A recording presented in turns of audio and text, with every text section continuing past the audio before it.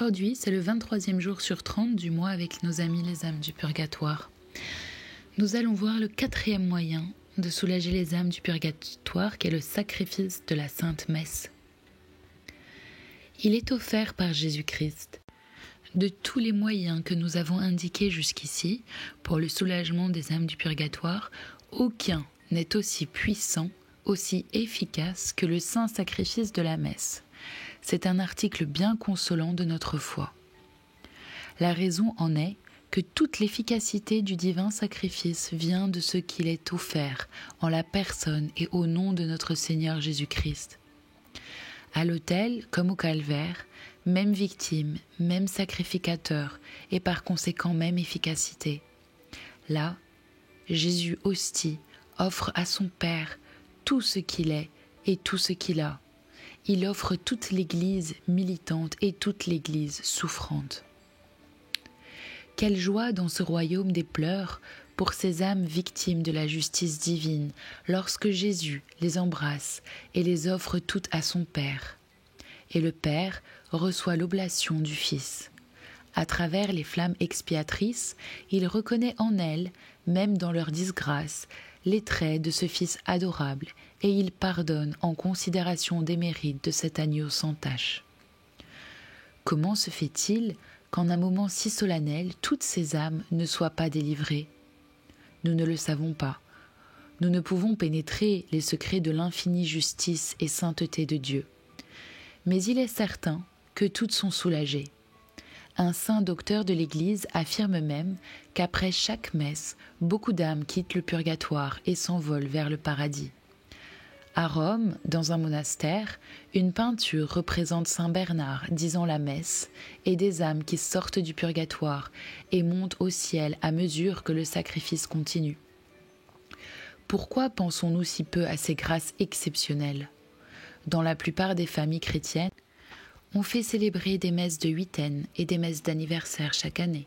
Y pensez-vous?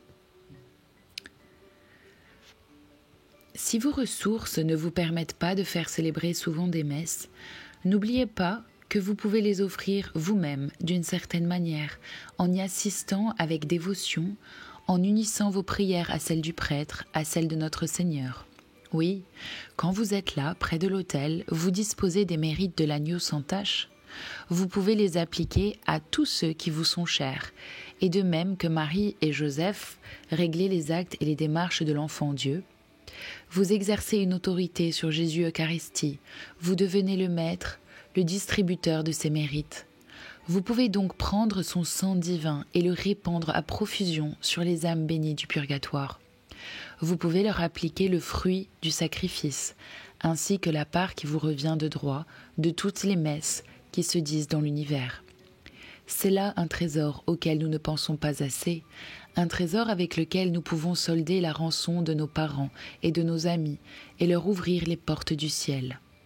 Nous sommes coupables de négliger un moyen si facile et si efficace de mettre au terme au tourment de ces chères âmes qui nous demandent par les mérites du Sauveur de penser à elles, au saint sacrifice pendant le memento des morts. Un exemple. Le saint curé d'Ars racontait un jour dans son catéchisme à ses paroissiens le trait suivant.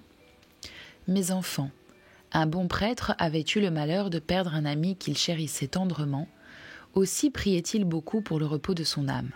Un jour, Dieu lui fit connaître qu'il était en purgatoire et qu'il souffrait horriblement.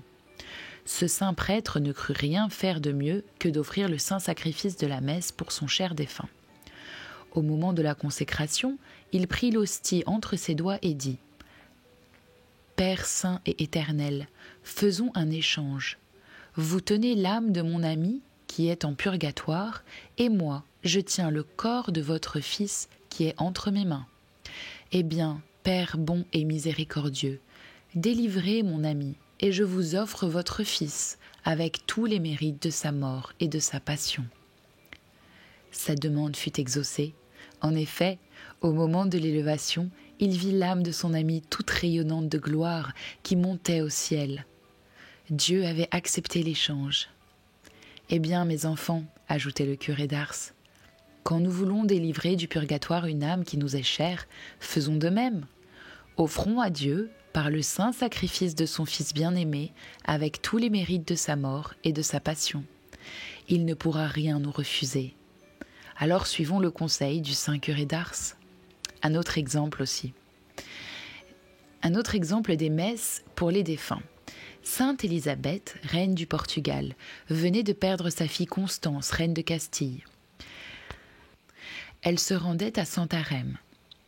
Comme elle passait près d'un bois, un ermite en sortit et se mit à courir derrière le cortège royal, criant qu'il voulait parler à la reine.